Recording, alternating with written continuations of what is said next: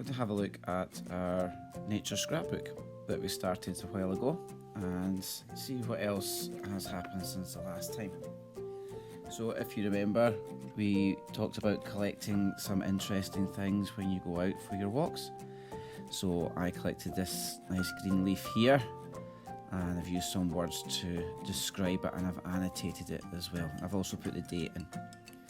And also this small one as well, and I've actually tried to do a little sketch of it, what it looks like as well. I've talked about the veins that are in there as well, that you can see quite well now.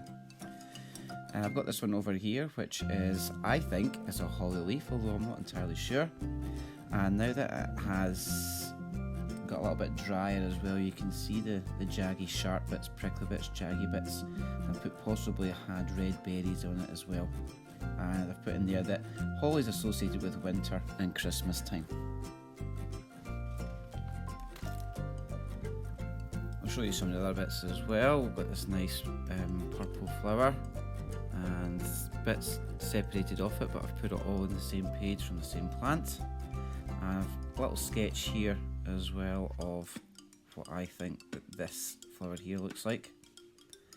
And this one here I've put where I found it. I found it next to a wall near the sea. So this is where I found this one. So maybe this one likes to grow by the seaside. Also I found this one, which is coming out a lot now, bluebells. And I put the flower is the shape of a bell. Maybe that's why it's called bluebells. Okay, and it says lots of them were under the shade of a tree. So bluebells, I think, might like to shelter under trees. And I've put here that the stem, I left the stem in with this one and this one here, and I said it looks a bit like a straw. And I think maybe it's used to take the food and water to the flower from the ground, just like you would a straw. And I've got this one here as well, which you might have seen on the video as well, which is an ivy plant. And I've got one here as well, which again you might have seen that were growing in the dead leaves. And I think it looks a bit like a helicopter.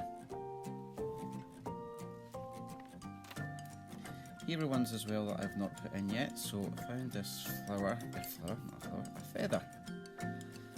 Okay, and I might put in here to annotate it. We've got black. This one here is a kind of grey colour as well, and it's got a spine that seems to run all the way around the middle of it, so I might put a spine just like we have on their backs. Keeps it nice and straight and it's rigid. Okay, you might feel how it feels. I don't know if you can hear it. It's quite soft, so I might put down here that it feels soft. And the one thing that I remember about this, I don't know if you remember, way back when we were talking about Icarus in the ancient Greece, feathers which made Icarus fly.